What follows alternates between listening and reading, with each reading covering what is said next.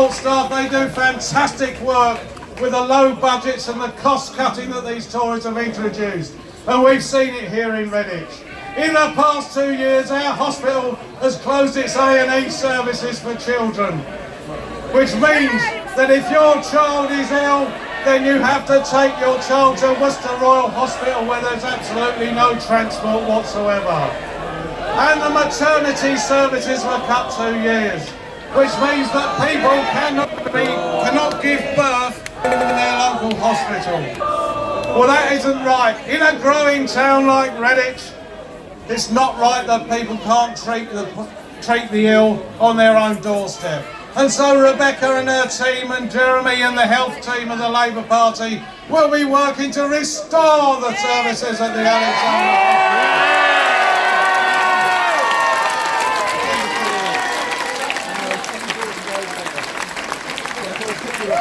And as Rebecca and her team travel around our wonderful town, meeting people on the doorstep, people are holding out hope for a Labour government. But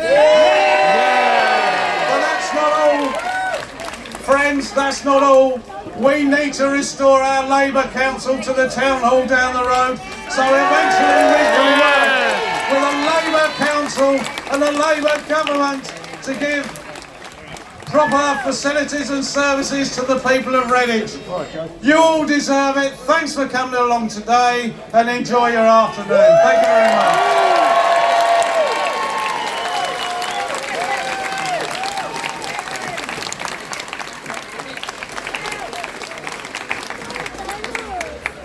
Thank you, Ian. You notice he had to drop that mic quite a bit. Hey. My name's Pat Witherspoon and I'm a Labour councillor here in Redditch. I'm a lifetime Labour socialist activist. I've never given up hope to see and hear a future socialist Prime Minister here in Redditch.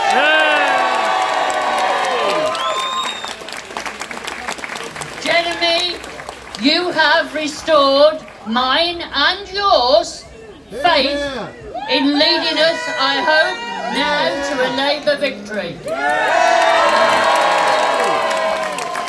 Especially here in this town, our town. I give you Jeremy Corbyn.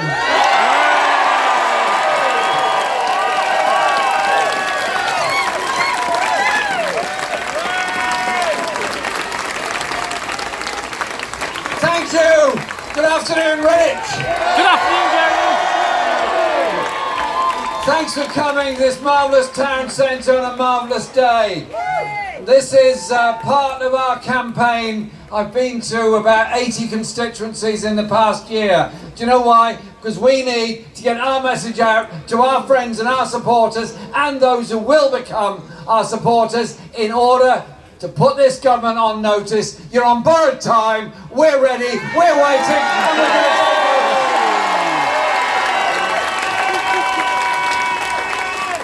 And can you put your hands together and say a big thank you to our wonderful musicians?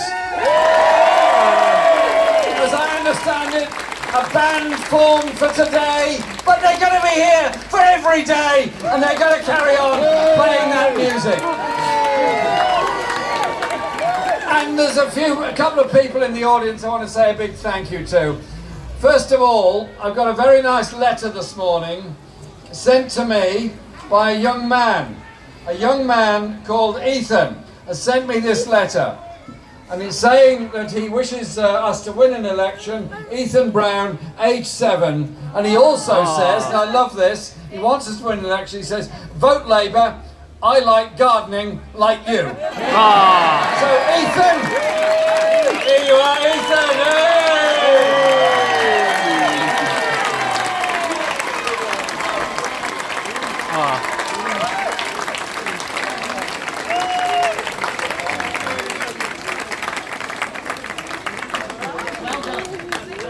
So you see, we breed socialists and gardeners.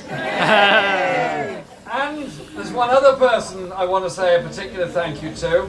Somebody who does so much for the homeless, for those going through stress and those going through difficulties, reaching out to support them. Can you put your hands together and thank Lenny Walsh and all her friends for all that they do?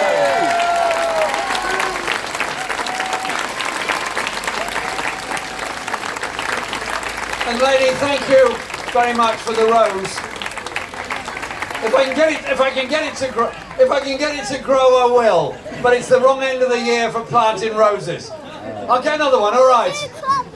And I've just had a long chat earlier today with Rebecca, and she's going to be a great MP. She's a great candidate, history teacher, Morris dancer, drama, enthusiasm, all over to bring people into our party and to ensure that we win for social justice in Britain. I'll be here again, and I'll make sure all of our Shadow Cabinet team are here again. We are very serious about gaining seats all across the West Midlands, because the last general election we came from a long way behind and we were written off by a lot of people. But do you know what happened? We worked together. We went out there with confidence. We produced that fantastic manifesto for the many, not the few.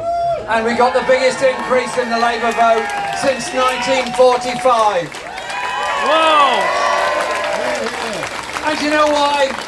Because of that sense of inclusion and optimism that we as a party offered. That's why our membership is now 550,000, biggest it's ever been.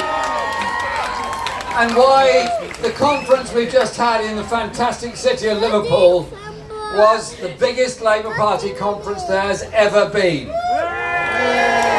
There were thousands of people there in Liverpool, delegates, friends, supporters, observers.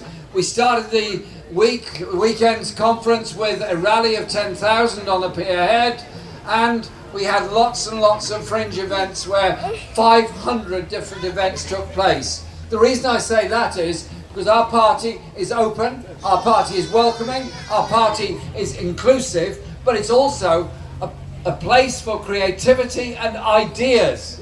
And those people coming together, sharing your ideas, is what we're about. So as we develop our economic strategies and our social strategies and so many others, it's people talking together at the school gates, in community centres, at the workplace. It's all of that bringing people together. Then we share those ideas, it makes us stronger. It gives us a stronger platform to take this government on. And it means we are then in touch and in tune with the wishes of the people of this country. That's how we're going to win this thing.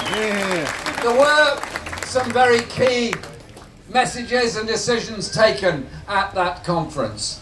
Fundamentally, to win an election, we have to be able to offer people a future that is inclusive and optimistic. And so we have now 1 million people working on 0 hours contracts.